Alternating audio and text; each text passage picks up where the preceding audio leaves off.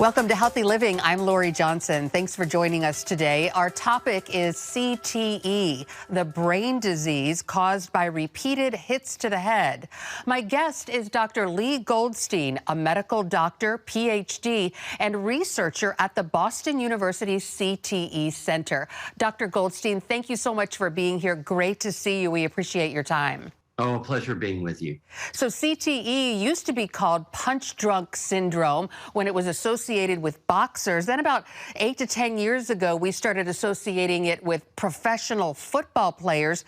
You have expanded that and included CTE in association with the military and people who are survivors of domestic abuse. Can you talk briefly about really what CTE is for folks who really don't understand it?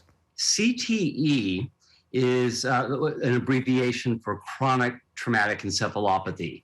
And this is a very serious progressive neurodegenerative disease that's triggered by different injuries to the brain that occur primarily, in our experience, from blast exposure in military veterans or from repetitive hits to the head in contact sports, but not limited to those types of exposures. And that's a very important topic here.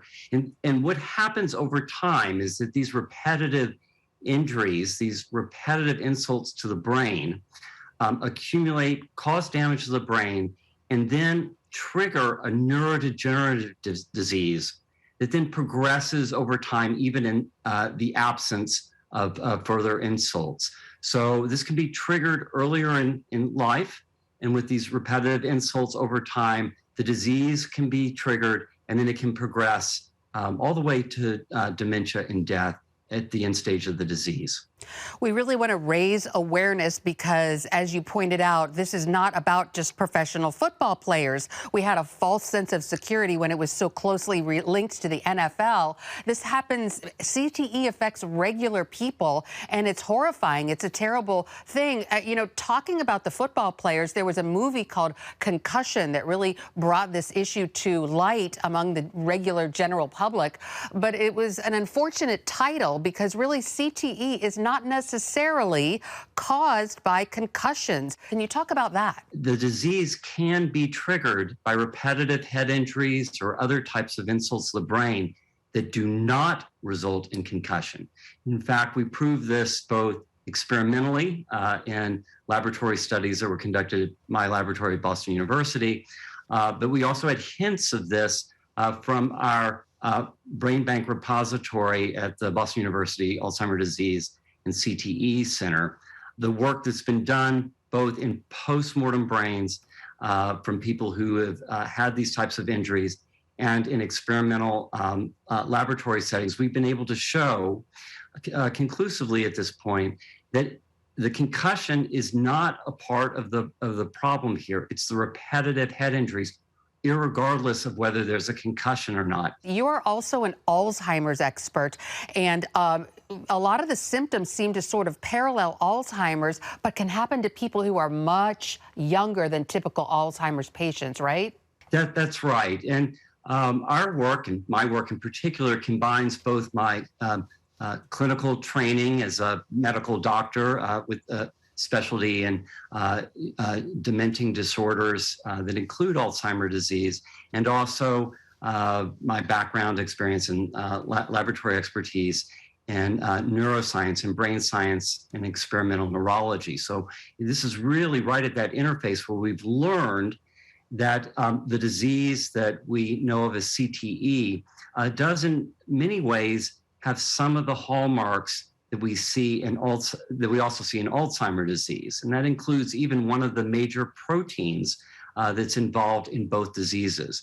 That is tau protein, or in this case, an abnormal form of the tau protein that builds up both in Alzheimer's disease and in CTE. They are not the same disease, though. And in fact, we now know that they can co-occur, but in CTE, we know that the symptoms often emerge earlier, far earlier, decades earlier than we would typically see and an Alzheimer's disease patient. And not only that, the distribution in the brain is different.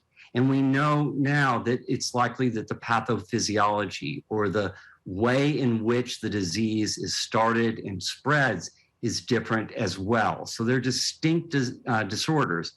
And most importantly, we know that the primary risk factor for CTE is repetitive head injuries. Independent of the type of head injury, we now know that it's about how energy enters into the brain and causes brain injury. And when that's repeated, either by blast exposure or repetitive head impacts, or even by other more exotic means, this can lead to triggering tau pathology that then spreads throughout the brain. At the end of the day, the symptoms can look quite similar, but we know that in younger folks and people who've had these repetitive head injuries, the symptoms are distinct in the early parts of the disease. So, we've placed so much emphasis on CTE in football players, but when you really think about it, domestic abuse survivors, domestic abuse victims get hit in the head, in many cases, a lot more often than football players, and without a helmet as well. But, the people perpetrating these crimes and also the victims themselves can often minimize it, say, oh, it's just a slap in the head. I felt fine afterwards. How serious are hits like these to the head when somebody actually hits you with their hand or with an object in the head? Yes, this has been a concern from very early on. And our laboratory work and also the studies of human brains after people have died, it strongly supported the notion that it's not the manner in which you receive these injuries, but it's the duration and the cumulative number. And if that is true, that any situation in which there are repetitive injuries into the head, or in populations of people who are at risk of this, we know that they're going to be at increased risk for CTE. We also see this in children who are abused repetitively. Right. So this really cuts across a large swath of people who are at risk. All right, we're going to take a quick break and be right back with Dr. Lee Goldstein, researcher at the Boston University CTE Center. We're talking today about CTE. Stay with us. Welcome back to Healthy Living. We are continuing our discussion with Dr. Lee Goldstein, researcher at the Boston CTE Center. So, Dr. Goldstein, you've established that so many millions of people could be at risk for CTE. Talk about what some of the symptoms are. How would a person, let's say you have been hit in the head many times, what are some of the symptoms? Right. So, this is one of the areas of very intense research now at our center and elsewhere, trying to diagnose those people who are at risk, whether or not they may be developing the disease. And unfortunately, at the present time, we have no way to definitively diagnose CTE in living persons at this point. However, those people who are at increased risk, we do know that there's a profile of changes that cut across individuals who, in retrospect, have the disease. Now, the symptoms I'm going to describe in just a second here cut across many disorders and are not definitively diagnostic of CTE. So at the moment, we can't sort that out. But some of the changes that we have observed in individuals who have subsequently gone on to develop CTE and has been confirmed by neuropathology include the following. There's a loss of what we call executive function. This is higher order brain coordination of things that we think of as advanced planning, of coordinating multiple activities, multitasking, making decisions that could be influenced by the future, things that we think of as adult mature decisions, often become impaired, and that includes impulse control. So if the front parts of the brain are damaged, as is frequently the case in CTE, we notice more frequently in it's more prominent in men, but that may be just biased from our samples. That is lack of impulse control or impulsivity. There's also commonly a change in the ability to control behavior, but also one's feelings, affect regulation. People become more labile, or they switch from one feeling to another more quickly, and have less ability to control their feelings. They're more labile. That tends to be commonly seen in these as well. And often there's a violence with the lack of impulse control, the lack of executive function. This is commonly paired with violence, aggression, hyperemotionality, if you will. And in the setting of substance abuse or mood-altering drugs and access to firearms, for example, this can lead to tragic consequences, and often does. So you're talking about a change in personality, a change in the way a person thinks and can problem solve, sometimes violence, forgetfulness. It does seem to sort of overlap, as you talked about, some other things like Alzheimer's, PTSD. When we come back, we're going to take a quick break, and when we come back, we're going to talk further with Dr. Lee Goldstein about what people who suspect they may be suffering from CTE can do. Stay with us.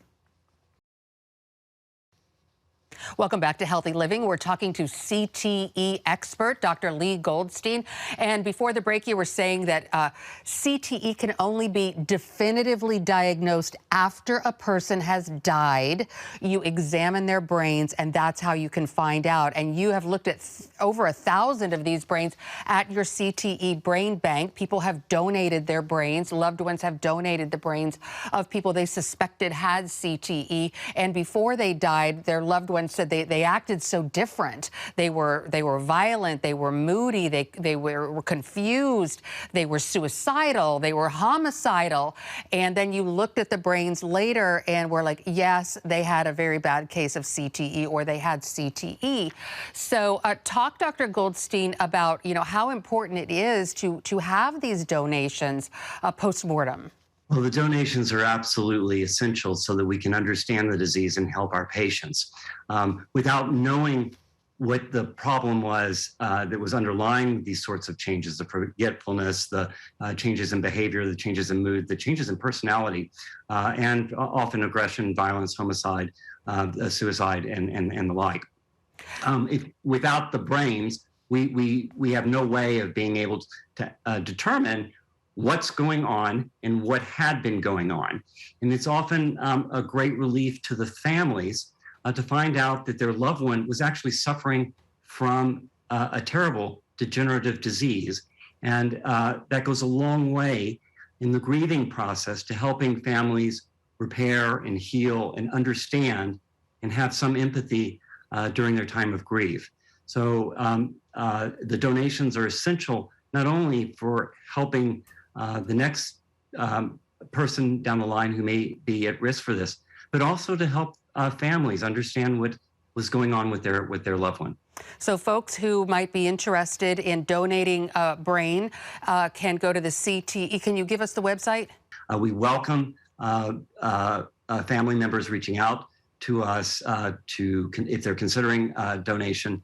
They can do so in advance of a death. Mm-hmm. Particularly when there may be evidence of longstanding intimate partner abuse or domestic violence, where we have far fewer individuals who've donated with this type of a background. So we're in really urgent need of people who are so inclined to make that sort of a donation. This is out of tragedy can come a real gift that can help others. Absolutely. So if you are a person who has been hit in the head many times, you know who you are, or if you know somebody, you have a loved one who has suffered a lot of head injuries, it might be a great idea to contact the Boston CTE Center and make arrangements for upon the death, or to donate the brain. You've looked at brains of football players, of military members. Do you have any brains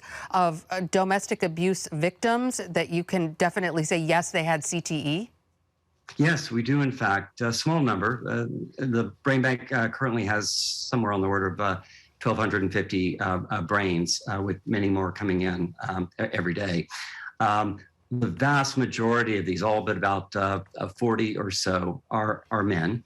About 40 are women, and I believe the numbers are somewhere around 9 or 10 are current or women with documented intimate partner abuse. And in fact, we've seen, not surprisingly, evidence of CTE pathology in some of these brains. This is really, really important because CTE can also co-occur very commonly with depression and post-traumatic stress disorder. This is very common that these all come together.